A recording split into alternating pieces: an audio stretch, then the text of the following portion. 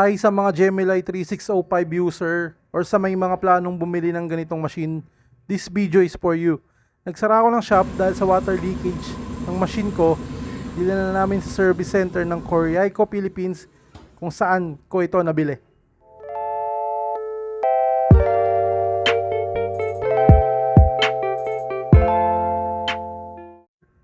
Nandito na nga tayo guys sa service center ng Coriaico Philippines at ang mag-aayos ng ating machine ay si Sir Harold.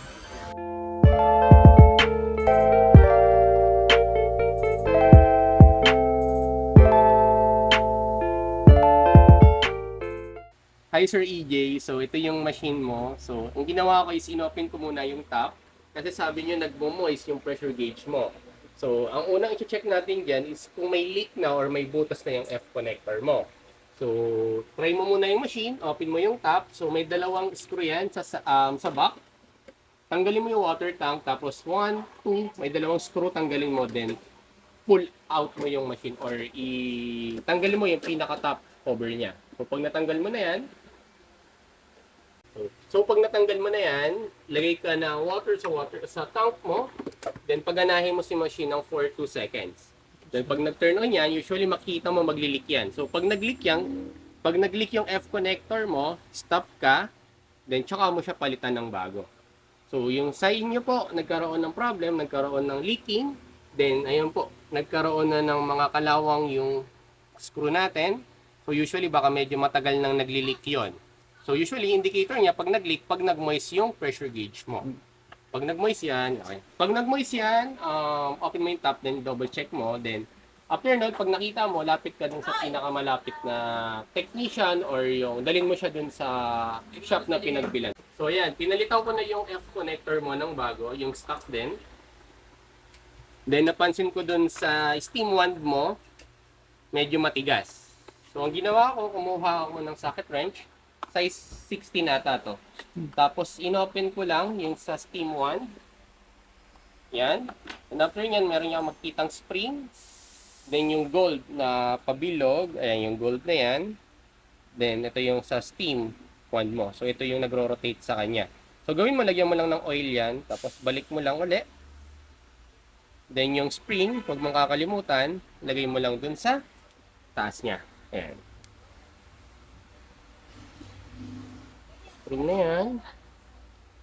Lagay mo sa taas.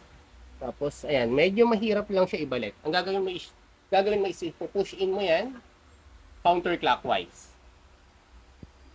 So, counterclockwise, pag na-push in mo yan, saka mo gamitan ng wrench po.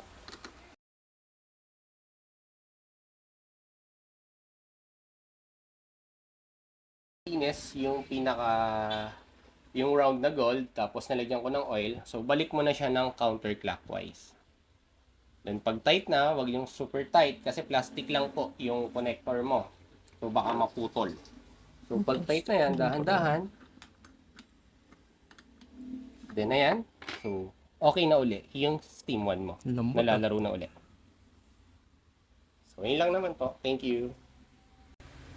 So ito guys, dahil sa leak sa loob, nangalawang na din. Sir, anong tawag ito?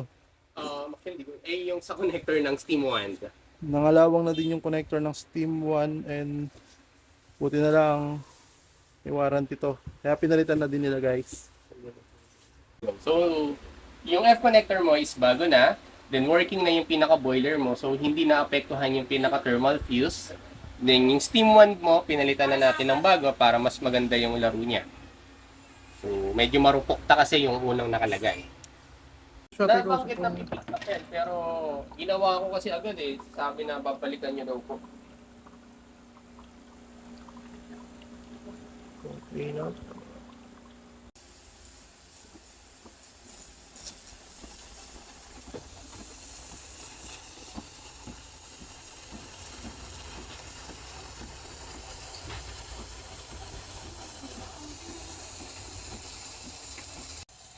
Okay na po tayo dun sa machine.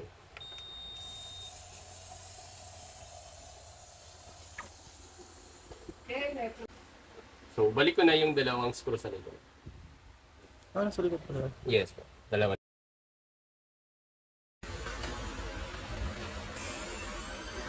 Go Pings! Tay-tay. Sige. So ayun, salamat Coriaico Philippines. Salamat Sir Harold. Fast forward, nakabalik na ako ng Pampanga. At nakamotor na lang, okay na ulit itong machine. Kaya, back to grind na ulit.